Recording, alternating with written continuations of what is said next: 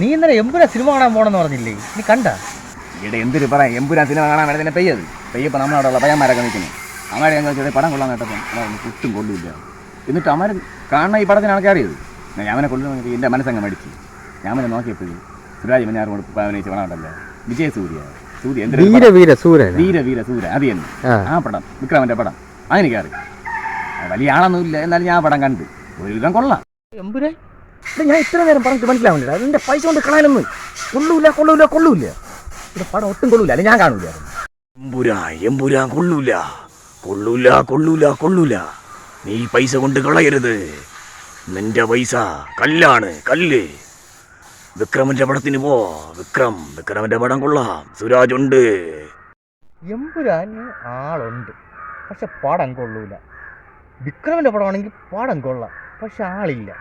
ഏത് പടം കാണും? വിക്രമന്റെ പടം തന്നെ കാണും. വയലൻസ് ഒന്നും ഇല്ലേ? വയലൻസ്